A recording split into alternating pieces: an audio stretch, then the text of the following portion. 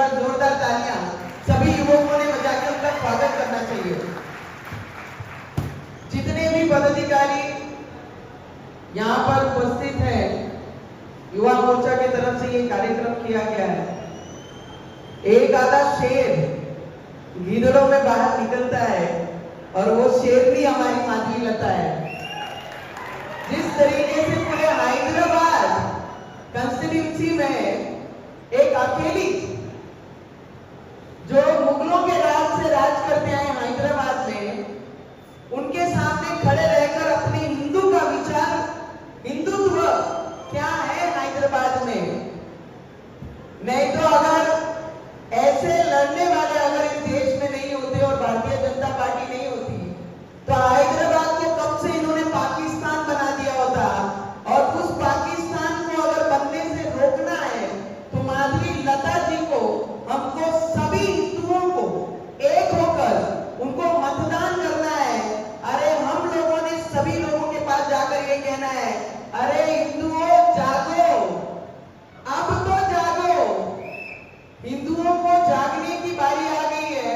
और जिस तरीके से हमारे माधवी लता जी ने पिछले कई दिनों से काम किया है, जो लड़ाई की है, जो संघर्ष कर रहे हैं, जो मेहनत कर रहे हैं, सबसे पहले तो सभी भारतीय जनता पार्टी के सभी पदाधिकारी का दिल से अभिनंदन करना चाहूंगी कि 11-12 लाख की लोक संख्या के सामने हमने लड़ना कैसा।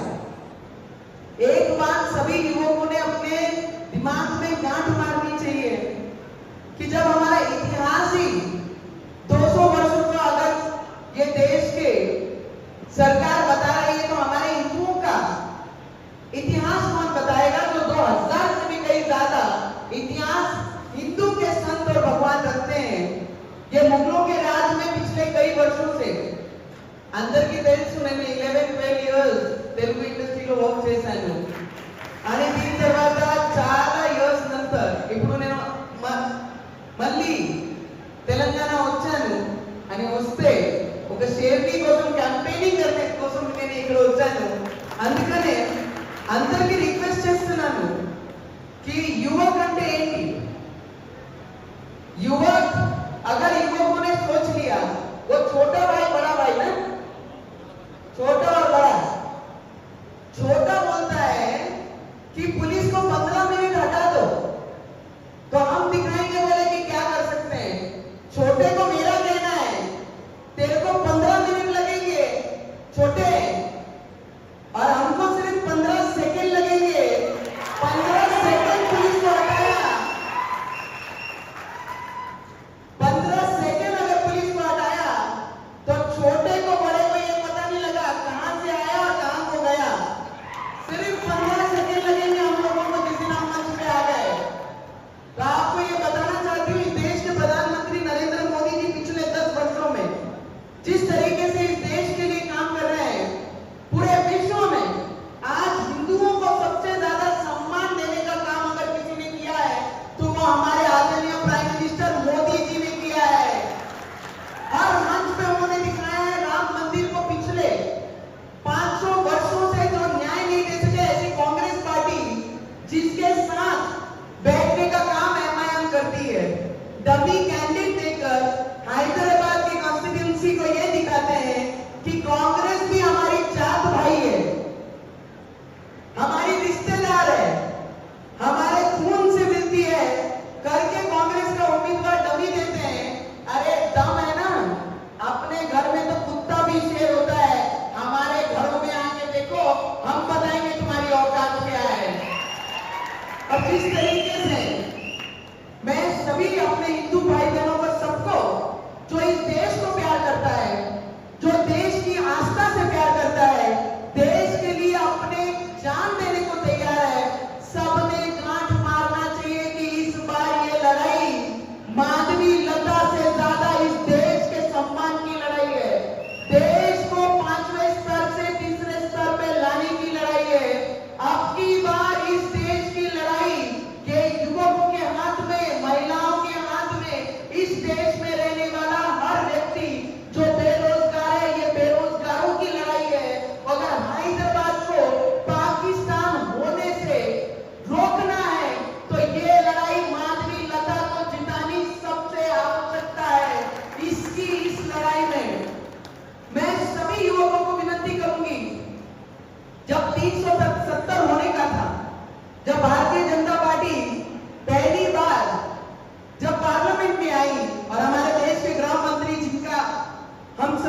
स्वाभिमान लगता है कि हमारे गृह मंत्री इस तरीके से काम करते हैं, तो ओवैसी साहब क्या बोले कि 370 हटाया तो खून की नदियां बह जाएंगी।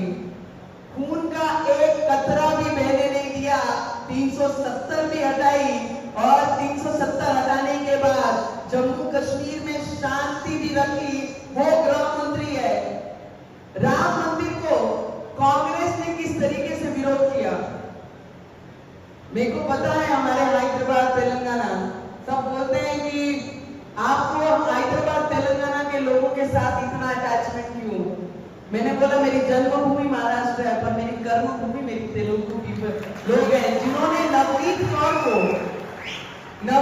कौर అంటే ఎవరు ఆ పేరు ఇచ్చిందనంటే నా తెలుగు ప్రేక్షకులందరికీ ఇప్పుడు నేను తెలుగు పార్లమెంట్ లో కూర్చున్నప్పుడు నేను అందరూ నా Telugu MP member of parliament ఉంటారు, అప్పుడు అందరూ పక్కన కూర్చుంటున్నాను. ఆంధ్రాలో ఏమవుతుంది, తెలంగాణ ఏం జరుగుతుంది, ఎవరు ఫోర్స్తోని వర్క్ చేస్తున్నారు, ఎవరు అపోజిషన్ లో ఉన్నారు, అన్ని డీటెయిల్ అక్కడ కూర్చొని పార్లమెంట్ లో నేను వాళ్ళతో అందరితో మాట్లాడతాను. कांग्रेस ने किस तरीके से राम मंदिर का विरोध किया, 27 वकील लगा के राम मंदिर बनना नहीं चाहिए करके इन्होंने विरोध किया।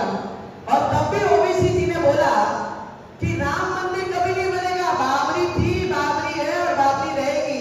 अरे बाबरी कभी अस्तित्व में आ ही नहीं सकती। और राम मंदिर था, इन्होंने मोदी जी पे प्रश्न उठाया, राम मंदिर बनाएंगे बोले पर तारीख नहीं बताएंगे। अरे मोदी जी एक अकेला शेर है इस देश में, तारीख भी बताया, राम मंदिर भी बनाया। तुम्हारी बाबरी कहाँ है वो तो बताओ। सिर्फ भाषणों में बाबरी है, सिर्फ मतदानों के लिए बाबरी है, धर्म से प्यार नहीं, सिर्फ मतदानों के लिए हिंदू मुस्लिम करने का काम ओवैसी ने किया है। 3 तलाक पे बोला, जब 3 तलाक मुस्लिम महिलाओं के फेवर में जब मोदी जी ने ये बिल लाया तो ये बोले हम 1 रखे, हम 2 रखे, हम 3 रखे, हम 4 रखे। मोदी जी को क्या करना पड़ता है, मोदी जी को आपसे कुछ नहीं करना पड़ता, पर महिलाओं को सम्मान देने का काम हमारे देश के प्राइम मिनिस्टर ने हर वो बिल के द्वारा इस देश की महिलाओं को विश्वास दिखाया है। फिर वो हिंदू महिला हो या मुसलमान महिला हो, 3 तलाक देके जो इनसिक्योरिटी वो मुस्लिम बहनों में थी वो हटा के ये दिखाया है जिस तरीके से हिंदू कल्चर में महिलाओं का सम्मान किया जाता है उसी तरीके से हर समाज में महिलाओं का सम्मान होना चाहिए। तो 3 तलाक लाया। मैं आपको इतना बताना चाहती हूँ कि ये मतदार संघ की चर्चा जब पूरे देश में चल रही है कि इतना बड़ा लोक संख्या का मतदार संघ है, कंस्टिट्यूंसी है जिसमें 11-12 लाख, ओबीसी जिसके भरोसे उछल रहा है ना,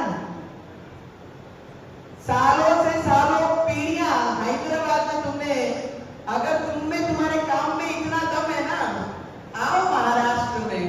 तुम क्या, तुम्हारा एमआईएम का जो हमारे संभाजी नगर में खड़ा है उसका भी डिपॉजिट जब्त इस बार महाराष्ट्र के लोग करेंगे, ये याद रखना ओबीसी जी।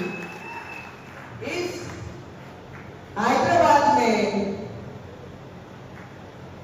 जैसे कांग्रेस और एमआईएम है, मैं कल बीबी पाटिल जी के प्रचार को गई थी, वहां पर कांग्रेस ऑपोजिशन में बैठी है।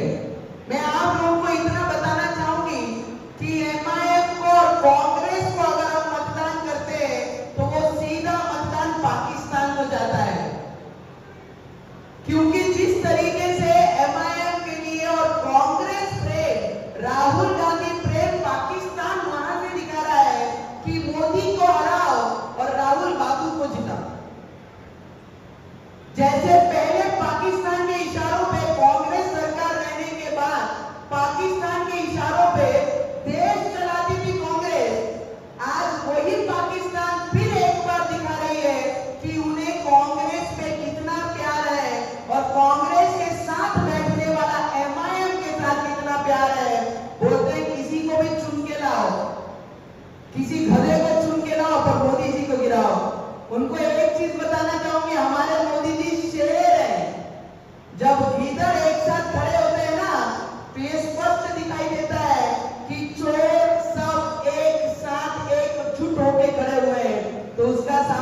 शेर ही कर सकता है। गीदड़ हमेशा गीदड़ ही रहता है और शेर हमेशा शेर ही रहता है। मैं आप लोगों को जितने युवक हैं यहाँ पर ऐसी जगह पे लड़ना, मैंने कहा ना अपने घर में तो हर कोई शेर होता है, दूसरे के मतदार संघ में दूसरे कॉन्स्टिट्यूंसी में आके दिखाना तो आपको पता लग जाएगा कि आपकी कितनी लायकी है, दूसरे एरिया में आके आप लड़ सकते हैं। मैं युवकों का रजाकार, उनका ऑफिस वो दारुल सलाम ऑफिस है। बोलते हैं सरकार किसी की भी हो तेलंगाना में, डिसीजन कहां से होते हैं? दारुल सलाम से होते हैं। दारुल सलाम को अभी कांटा मारना है। क्या करना है? सभी युवकों से पूछ रही, दारुल सलाम को क्या करना है? क्या करना है? और यहाँ पर जो हिंदू की बात करेगा वही हैदराबाद में राज करेगा। मैं आप लोगों से, सभी युवकों से विनती करूंगी कि इस कॉन्स्टिट्यूंसी को देखते हुए पूरे देश में इस कॉन्स्टिट्यूंसी पे नजर है, तो मैं सभी महिलाओं से भी विनती करूंगी कि मतदान जो परसेंटेज है वो परसेंटेज कैसा बढ़ना चाहिए। हर युवकों ने अपने खून के हर एक बूंद में हम भगवादारी हैं, ये लेकर मतदान के दिन बाहर निकलना है। अरे 3 दिन नहीं सोए तो कुछ नहीं होगा, पर देश के हित में हम सभी को ये भगवे के लिए काम करना है, ये सभी युवकों ने याद रखना चाहिए। और एक एक मतदान हमारे लोगों का बाहर निकलना चाहिए। वो कितने भी कांग्रेस के डमी लोग खड़े करते हैं, पर हमारा हिंदू इस बार हारना नहीं चाहिए। उसकी जवाबदारी सभी युवकों ने, सभी महिलाओं ने लेना चाहिए और परसेंटेज ये बढ़ना चाहिए। हम लोगों को भूख लगती है, हम लोगों को धूप लगती है, हम लोगों को इलेक्शन के दिन छुट्टी लगती है और छुट्टी के दिन हम लोगों को परिवार के साथ छुट्टी मनाने जाना है। इस बार नो छुट्टी, नो धूप, नो धूप। इस बार सिर्फ मतदान होगा तो देश के हित में होगा। इस बार मतदान करना है तो हैदराबाद को पाकिस्तान बनाने से रोकने के लिए होगा। इस बार मतदान करना है तो माधवी लता को, हमारी शेरनी को इस देश के पार्लियामेंट में भेजने के लिए होगा। इस बार मतदान अगर वोटिंग करना है तो हैदराबाद के सभी हिंदुओं को जगाने के लिए होगा। मैं आप लोगों से, सभी युवकों से विनती करूंगी कि आपकी बार, सभी युवकों से विनती, आपकी बार, सभी का हाथ ऊपर, आपकी बार 400 बार करना पड़ेगा, नहीं तो बोलेंगे राहुल बाबू को प्राइम मिनिस्टर बनाना है क्या? सपने में भी कभी नहीं बन सकता क्या? जिस राहुल बाबू को 52 वर्ष लगते हैं समझदार होने के लिए, तो वो देश कब चलाएगा? वो देश कब चलाएगा? देश चलाने की ताकत तो इस देश के प्रधानमंत्री नरेंद्र मोदी जी रखते हैं। इसके अलावा इस देश को कोई नहीं चला सकता। अरे 5वें स्तर से 3रे स्तर पे लाने की ताकत अगर कोई रखता है तो इस देश का प्राइम मिनिस्टर ताकत रखता है। नरेंद्र मोदी जी इस देश को ऊपर लाने का काम कर सकते हैं। मैं आप लोगों से विनती करूंगी, जो संविधान मिट रहा है, संविधान को मिटा रहा है, संविधान को खत्म कर रहे हैं, जो नारा कांग्रेस और एमआईएम दे रही है, उन लोगों को एक चीज बताना चाहूंगी कि संविधान मिटाने के लिए किसका बाप भी ऊपर से नीचे आ गया तो भी संविधान मिटा नहीं सकते। ये चीज आप लोगों ने याद रखना, क्योंकि हमारे देश के प्राइम मिनिस्टर जब नया पार्लियामेंट बनता है तो सर पे संविधान लेके नया पार्लियामेंट में जाते हैं। अरे संविधान का सम्मान करने वाले इस देश के प्राइम मिनिस्टर है, जिन्होंने आदिवासी महिला की, आदिवासी बेटी को प्रेसिडेंट बनाया, राष्ट्रपति बनाया, तो वो संविधान बचा सकते हैं। संविधान कांग्रेस नहीं बचा सकता। कांग्रेस ने हमेशा दलितों को, पिछड़ों को पीछे रखने के लिए कांग्रेस ने हमेशा